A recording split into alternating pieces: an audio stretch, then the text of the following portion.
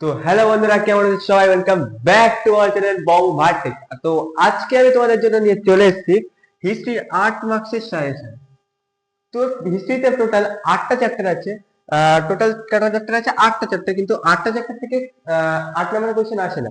80 কটার থেকে 6টা চ্যাপ্টার থেকে আসে। 6টা চ্যাপ্টার থেকে 8 নম্বরের কোশ্চেন আসে। তো কোন কোন চ্যাপ্টার গুলো বাদ যায়? চ্যাপ্টার 1 আর চ্যাপ্টার 8, এই দুটোর জন্য নো 8 মার্কস। এই দুটোর থেকে কোনো 8 নম্বরের কোয়েশ্চেন আসে না পরীক্ষায়। ভিডিও শুরুতেই বলে রাখি, আগের বারে অর্থাৎ 2025-এ কি কি এসে গিয়েছে? 3, 4, 7 থেকে কোয়েশ্চেন এসে গিয়েছে। তো এইবারে তোমাদের জন্য ইম্পর্টেন্ট হতে চলেছে 2, 4, 6 আর 7 নম্বর চ্যাপ্টার। এই 4টে চ্যাপ্টার তোমাদের জন্য ইম্পর্টেন্ট হতে চলেছে। আহ তো চলো বেশি দেরি না করে ভিডিওটি শুরু করা যাক। ভিডিওটি শুরু করার আগে তোমাদের বলে রাখি, তোমরা অনেকেই সাবস্ক্রাইব করছো না চ্যানেলটাকে। তো বেশি দেরি না করে চ্যানেলটাকে সাবস্ক্রাইব করে নাও, এরকম আরো আরো কন্টেন্ট তোমাদের জন্য আসবে।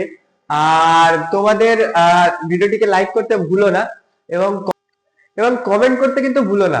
যারা যারা ভিডিওটি দেখে উপকৃত হচ্ছে তারা জানাও, এবং যদি পিডিএফ দরকার হয় ভিডিওটা, তাও সেটাও কমেন্ট করে জানাও আমাদের, ঠিক আছে? তো তোমরা পিডিএফ পেয়ে যাবে। তো বেশি দেরি না করে চলো ভিডিওটি শুরু করা যাক। তো যেহেতু 1 নম্বর চ্যাপ্টার থেকে কোয়েশ্চেন আসে না 8 নম্বরে, তো শুরু করছি চ্যাপ্টার নাম্বার 2 দিয়ে। তো চ্যাপ্টার নাম্বার 2 এর প্রথম কোয়েশ্চেন কি?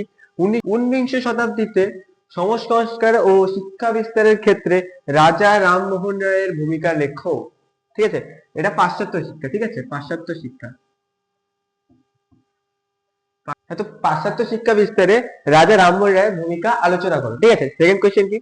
শিক্ষা বিস্তারে প্রাচ্যবাদী ও পাশ্চাত্যবাদী বিতর্ক কি? উচ্চ শিক্ষা বিস্তারের ক্ষেত্রে কলকাতা বিশ্ববিদ্যালয়ের ভূমিকা আলোচনা করো। ঠিক আছে, তো এখানে এই কোয়েশ্চেনটা ইম্পর্টেন্ট আছে। দেখছি, 19 শতকে বাংলার নবজাগরণ সম্পর্কে আলোচনা করো। ঠিক আছে, তো 4 নম্বর কি? বিদ্যাসাগরের নেতৃত্বে বিধবা বিবাহ আন্দোলনের সংক্ষিপ্ত পরিচয় দাও। তো এই কোশ্চেনটা এইভাবে আসতে পারে যে সমাজ সংস্কার ও শিক্ষা বিস্তারে বিদ্যাসাগরের ভূমিকা কি ছিল বা কতটা ছিল, সেটা সম্পর্কেও আসতে পারে পরীক্ষা। ঠিক আছে, তো 5 নম্বর কি?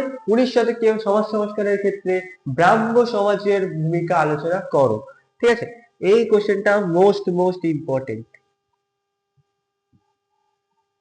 ঠিক আছে,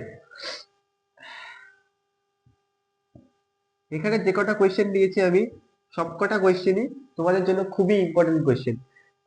তো 2 নম্বর চ্যাপ্টার শেষ, চলে যাচ্ছে আমরা 3 নম্বর চ্যাপ্টার। তো 2 নম্বর শেষ করে চলে গেলাম আমরা 3 নম্বর চ্যাপ্টার অর্থাৎ প্রতিরোধ ও বিদ্রোহতে। সেখান থেকে প্রথম কোয়েশ্চেন কি? নীল বিদ্রোহের কারণ ও গুরুত্ব আলোচনা করো। 2 নম্বর কোয়েশ্চেন কি?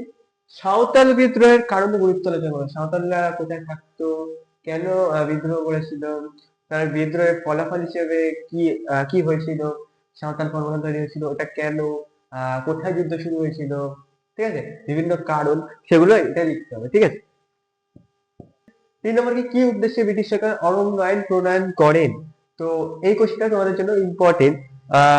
বেশিরভাগ মূল কারণ ছিল ওই জঙ্গলের অরণ্যের কাঠ, ওখানে মানে ইংল্যান্ডে নিয়ে গিয়ে জাহাজ তৈরি বা নৌসেনার কাজে লাগানো। ঠিক আছে, জাহাজ তৈরি কাজে লাগানো।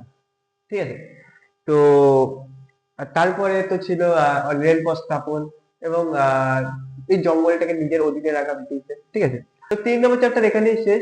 চলে যাচ্ছে আমরা 4 নম্বর চ্যাপ্টার অর্থাৎ সংঘবদ্ধতার গোড়ার দিকে। তো শুরু হচ্ছে আমরা 4 নম্বর চ্যাপ্টার অর্থাৎ সংঘবদ্ধতার গোড়ার দিকে। ওখানে প্রথম কোশ্চেন কি?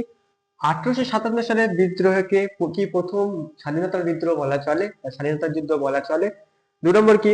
1857 সালের বিদ্রোহ প্রকৃতি বা গুরুত্ব আলোচনা করো। কিংবা এই কোশ্চেনটাও আসতে পারে যে মহাবিদ্রোহের প্রকৃতি ও গুরুত্ব আলোচনা করো, কিংবা টিকা মহাবিদ্রোহ। ঠিক আছে, এই কোশ্চেনটা আসতে পারে, এটা খুবই ইম্পর্টেন্ট একটা কোশ্চেন। 2 নম্বর কি? লেখায় ও রেখা জাতীয়তাবাদ সম্পর্কে আলোচনা করো। লেখায় মানে ওই বর্তমান ভারত, গোড়া, আনন্দমঠ। রেখা অর্থাৎ ভারতবর্ষের চিত্র এবং অন্যান্য বিষয়।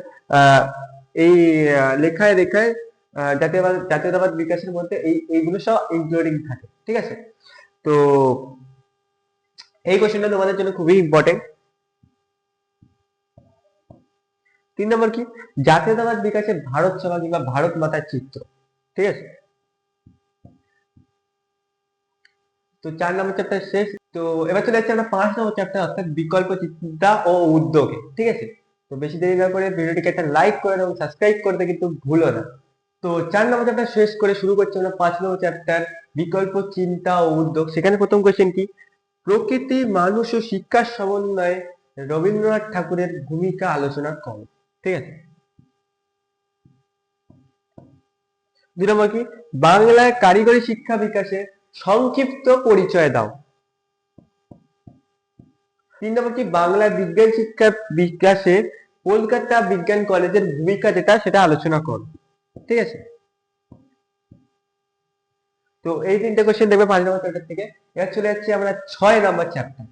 তো 5 নম্বর চ্যাপ্টার শেষ করে শুরু করছি 6 নম্বর চ্যাপ্টার। সেখানে প্রথম কোশ্চেন কি, ভারতের ইতিহাসে বামপন্থীদের ভূমিকা আলোচনা করো। এই কোশ্চেনটা মোস্ট ইম্পর্টেন্ট। ঠিক আছে, 2 নম্বর কি, ব্রিটিশ আমলে ভারতের কৃষক আন্দোলনগুলি সম্পর্কে আলোচনা করো। ব্রিটিশ আমলে যে কৃষক আন্দোলনগুলো সংগঠিত হয়েছিল সেইগুলি সম্পর্কে আলোচনা করতে হবে। ঠিক আছে, তো 6 নম্বর চ্যাপ্টার শেষ। এবার চলে যাচ্ছি আমরা 7 নম্বর চ্যাপ্টার, এবং 7 নম্বর চ্যাপ্টারটা হলো অন্তিম চ্যাপ্টার এই আজকের ভিডিওর। কারণ 8 নম্বর চ্যাপ্টার থেকে কোনো 8 নম্বরের কোয়েশ্চেন আসে না, 1 আর 8 থেকে কোনো 8 নম্বরের কোয়েশ্চেন আসে না, সেহেতু 7 নম্বর চ্যাপ্টারটা হলো আমাদের লাস্ট চ্যাপ্টার। তো বেশি দেরি না করে চলে যায় 7 নম্বর চ্যাপ্টারে। তো শুরু করছে আমাদের অন্তিম চ্যাপ্টার, অর্থাৎ 7 নম্বর চ্যাপ্টার। সেখানে প্রথম কোশ্চেন কি, সশস্ত্র বিপ্লবী আন্দোলনে নারীদের ভূমিকা আলোচনা করো। ঠিক আছে, এরপরে যে দুটো কোশ্চেন হলো মোস্ট ইম্পর্টেন্ট কোশ্চেন, দলিত আন্দোলনের কারণ আলোচনা হলো, বা দলিত আন্দোলন কেন হয়েছিল, বা পুনা চুক্তি। ঠিক আছে, 3 নম্বর কি, নবসূত্র আন্দোলন কেন হয়েছিল, বা নবসূত্র কারা, তারা কেন বিদ্রোহ করেছিল, বিদ্রোহের ফলাফল কি হয়েছিল।